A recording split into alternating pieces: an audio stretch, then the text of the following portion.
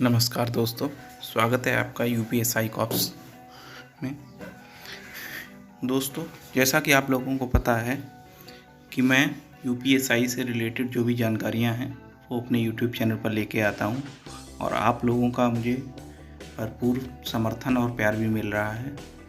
तो मैं आप लोगों के लिए आज एक जानकारी लेकर के आया हूं। जो भी हमारे यूपीएसआई 9534 नवचयनित दरोगा हैं, उन लोगों के लिए तो ये महत्वपूर्ण है ही, बाकी जो भी लोग सर्विस में हैं अभी, उन लोगों के लिए भी ये जानना बहुत ज़रूरी है कि हम लोग जिस सब इंस्पेक्टर और इंस्पेक्टर की जॉब में जाएंगे, उसकी नियमावली में, सेवा नियमावली में क्या क्या है, क्या क्या नियम होते हैं प्रमोशन के, और क्या क्या एलिजिबिलिटीज होती हैं और क्या क्या चीज़ें इसमें होती हैं, हम जानने की कोशिश करेंगे।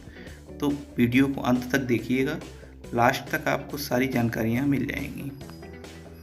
तो सबसे पहले तो आप देख रहे होंगे कि इसमें उत्तर प्रदेश उप निरीक्षक और निरीक्षक सेवा नियमावली 2015 और जो भी संशोधन हुए हैं, क्योंकि जो भी संशोधन कोई नई चीज़ ऐड की जाती है तो उसको संशोधन के जरिए जोड़ दिया जाता है। तो देखिए, पंचम संशोधन नियमावली 2018 तक, अभी लेटेस्ट जो संशोधन है वो 15 नवंबर 2018 को किया गया है।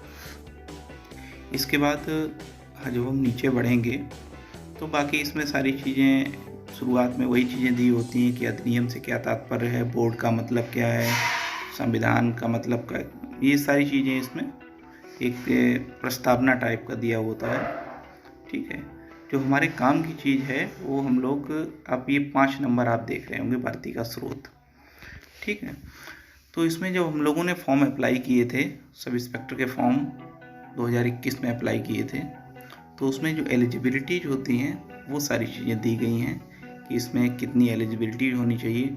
सबसे महत्वपूर्ण चीज़ आप देखिए, इसकी जानकारी बहुत कम लोगों को होगी कि जो भर्ती बोर्ड है, उत्तर प्रदेश पुलिस भर्ती एवं प्रोन्नति बोर्ड, वो 50% भर्तियाँ कराता है। बाकी जो 50% वैकेंसीज होती हैं वो प्रमोशन के जरिए भरी जाती हैं। ठीक है, देखिए इसमें सबसे पहले पॉइंट लिखा हुआ है कि 50% सीधी भर्ती द्वारा बोर्ड के माध्यम से। ठीक है, और बाकी इसमें सारी चीज़ें दी हुई हैं, इसको आप पढ़ सकते हैं। ऐसे ही इसमें निरीक्षक को दिया गया, चूँकि निरीक्षक की डायरेक्ट भर्ती होती नहीं है तो इसमें और भी दिया गया है। और नीचे जब आप बढ़ेंगे तो इसमें पढ़ेंगे, देखिए, निरीक्षक नागरिक पुलिस के 100% कुल स्वीकृत पद अनुपयुक्त को अस्वीकार करते हुए ज्येष्ठता के आधार पर बोर्ड द्वारा पदोन्नत के माध्यम से भर्ती द्वारा मौलिक रूप से नियुक्त ऐसे उप निरीक्षक, अब यहाँ से आप ध्यान दीजिएगा, नागरिक पुलिस में भरे जाएंगे जिन्होंने पुलिस प्रशिक्षण निदेशालय द्वारा तैयार किए गए निरीक्षक नागरिक पुलिस पदोन्नत प्रशिक्षण पाठ्यक्रम उत्तीर्ण किया हो। मतलब जिन्होंने इंस्पेक्टर की ट्रेनिंग पूरी कर ली हो और भर्ती के वर्ष के प्रथम दिवस को परिवीक्षा अवधि को सम्मिलित करते हुए इस रूप में 7 वर्ष की सेवा पूरी कर ली हो। मतलब आप सब इंस्पेक्टर के पद पर 7 वर्ष तक काम कर चुके हो। ठीक है, अब देखिए इसके नीचे जब आप आएंगे तो आरक्षण को लेके थोड़ा दिया हुआ है कि कैसे क्या करना है। इसके बाद राष्ट्रीयता, शैक्षिक अर्हता, ये हम लोगों को पता ही है सारी चीज़ें, क्योंकि हम लोगों ने अप्लाई किया था। चरित्र, वैवाहिक और ये शारीरिक स्वस्थता। इसके बाद हम जब नीचे जाएंगे, ये पेपर का पूरा पैटर्न दिया हुआ है। अब देखिए, अब यहाँ से आप ध्यान दीजिएगा, चयन तथा अंतिम श्रेष्ठता सूची, क्योंकि हम लोगों का रिजल्ट 12 जून को आ चुका है, तो बहुत से लोगों में ये कन्फ्यूजन रहती है कि मेडिकल पहले होगा, पुलिस वेरिफिकेशन बाद में होगा, या पुलिस वेरिफिकेशन पहले होगा, मेडिकल बाद में होगा, क्या है। तो इसमें जो नियमावली है उसको देख के आप समझिए। ये जो यूट्यूब चैनल्स पे, टेलीग्राम ग्रुप्स पे आप देखते रहते हैं, कोई कह रहा है LIU जांच चल रही है, कोई कह रहा है कि ये पता नहीं क्या क्या फैलाते रहते हैं, बाकी हम सब लोग कंफ्यूज हो जाते हैं। तो यहाँ से आप ध्यान दीजिएगा, देखिए, चयन तथा अंतिम श्रेष्ठता सूची में लिखा हुआ है, खंड घ के अधीन शारीरिक दक्षता में सफल पाए गए अभ्यर्थियों में से उनके द्वारा खंड ख के अधीन लिखित परीक्षा में प्राप्त अंकों के आधार पर आरक्षण नीति के दृष्टिगत बोर्ड रिक्तियों के सापेक्ष प्रत्येक श्रेणी के अभ्यर्थियों के साथ, मतलब ये मेरिट की सूची बनाने को कह रहा है।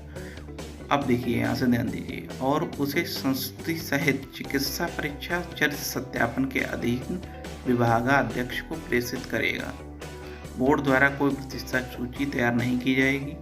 बोर्ड द्वारा प्रत्येक अभ्यर्थी द्वारा प्राप्त अंकों के साथ समस्त अभ्यर्थियों की सूची अपने वेबसाइट पर अपलोड की जाएगी। विभागाध्यक्ष बोर्ड द्वारा प्रेषित सूची को अनुमोदनोपरांत अग्रतर कार्यवाही हेतु नियुक्ति अधिकारी को अग्रसारित करेगा। इसका मतलब ये है कि आप विभागा जो अध्यक्ष होगा बोर्ड का, वो अनुमोदन के बाद अपनी जो फाइल्स वगैरह जो अभी बातचीत चल रही है कि पता नहीं PHQ में फाइल आए हैं कि नहीं आए हैं, ये उसी बात को कह रहा है कि अनुमोदन के बाद ये फाइल्स को आगे ट्रांसफ़र करेगा। ठीक है। इसके बाद दिया हुआ है कि अगर अभ्यर्थी समान अंक प्राप्त होते हैं तो उनको किस तरीके से वरीयता दी जाएगी, वर्णमाला के अनुसार, आयु के अनुसार। ठीक है। अब देखिए चिकित्सा परीक्षण। अब देखिए यहाँ पे ध्यान दीजिएगा,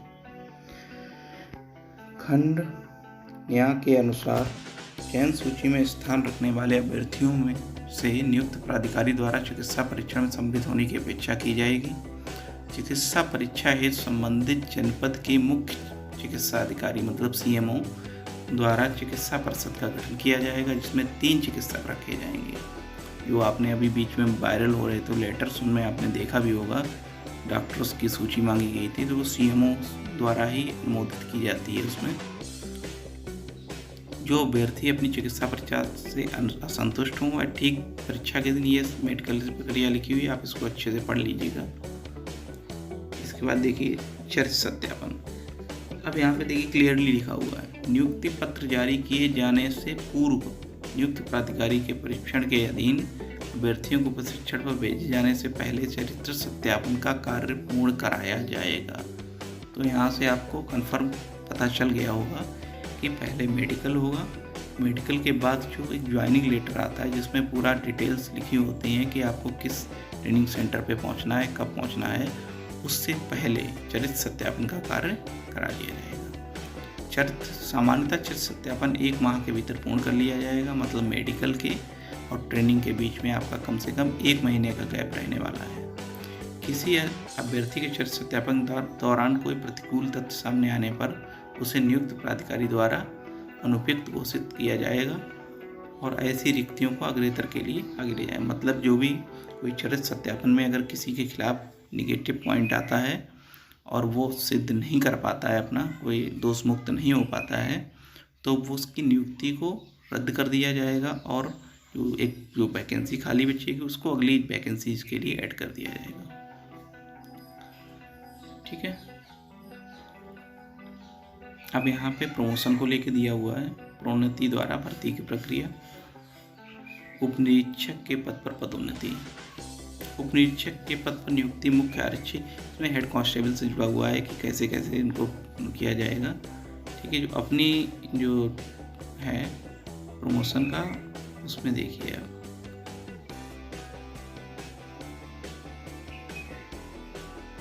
वीडियो को आप रोक के पढ़ लीजिएगा अच्छे से, सारे पॉइंट्स ही काम के हैं, कोई फालतू पॉइंट नहीं है इसमें, क्योंकि ये नियमावली है।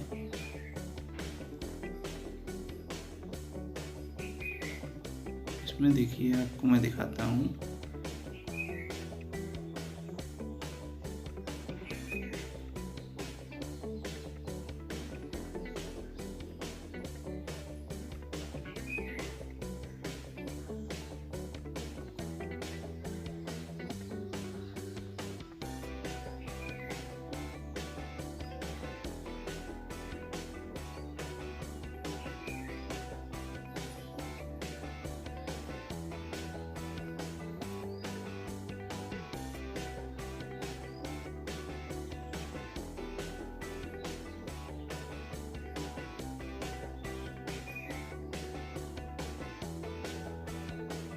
ये देखिए निरीक्षक नागरिक पुलिस के पद पर पदोन्नति, मतलब जो सब इंस्पेक्टर्स होंगे वो इंस्पेक्टर के पद पर पदोन्नति के लिए क्या योग्यता होनी चाहिए और कितने दिन की सेवा होनी चाहिए, क्या है, सारी चीज़ें देखिए लिखी हुई है। इसमें आपका पॉइंट पढ़िए।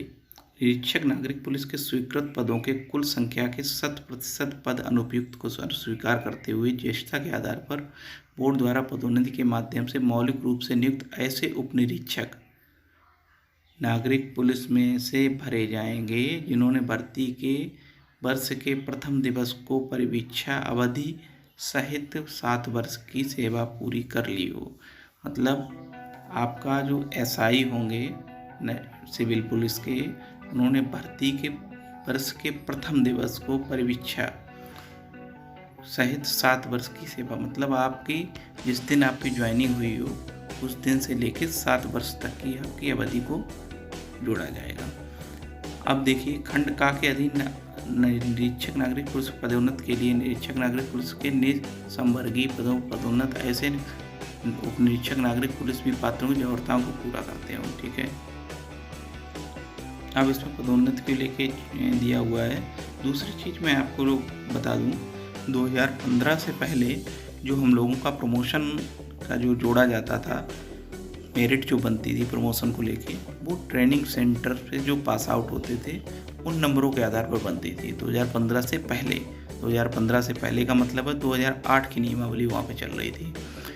अब जो 2015 के बाद चेंजेस हुए हैं वो आपको बता दूं, बहुत ही मतलब आप अच्छा हुआ है। जो लोग अच्छे हैं पढ़ने में उनके लिए बहुत ही अच्छा हुआ है, उनको फ़ायदा मिलेगा, क्योंकि 2015 के बाद अब आपका प्रमोशन जो होगा वो जो भर्ती परीक्षा हुई थी, हम लोगों ने जो परीक्षाएं दी थी, नवंबर और दिसंबर में परीक्षाएं दी थी, उन अंकों के आधार पर होगा। जैसे एग्जाम्पल के लिए मैं ले लूँ, कोई लड़का जनरल का है, उससे 400 में से 340 अंक प्राप्त हुए हैं, और दूसरा लड़का जो 400 में से 335 अंक प्राप्त किया है, तो जो मेरिट बनेगी प्रमोशन के लिए उसमें जो 340 वाला लगा होगा वो 335 से ऊपर होगा। अगर एक वैकेंसी आती है, मान के चलिए, कभी वैसे आती नहीं है एक वैकेंसी, मैं एग्जांपल के लिए बोल रहा हूँ, अगर एक वैकेंसी आती है निरीक्षक के लिए प्रमोशन के लिए इंस्पेक्टर पद पे, तो उस 340 वाले लड़के का नाम पहले लिया जाएगा, 335 वाला बाद में लिया जाएगा, अगर दोबारा फिर कोई रिक्तियाँ आएंगी। ये चीज़ आप समझ गए होंगे। आशा करता हूँ कि आपको मेरे द्वारा दी गई जानकारी को आप अच्छे से समझे होंगे। चैनल को सब्सक्राइब कर लीजिएगा ताकि और भी अपडेट मैं आपको देता रहूँगा। सब इंस्पेक्टर से जुड़ी हुई जितनी भी जानकारियाँ हैं वो आपको मिलेंगी।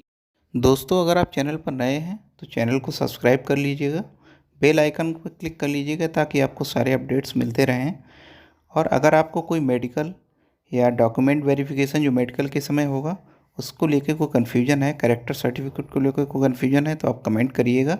आपके हर कमेंट को रिप्लाई किया जाएगा। मैं पर्सनली सारे कमेंट्स का रिप्लाई करूंगा, आपको जो बेहतर जवाब हो सकेगा मैं कंसल्ट करूंगा, वो आपको मैं प्रोवाइड कराऊंगा। तब तक के लिए अगले वीडियो में मिलते हैं, तब तक के लिए जय हिंद।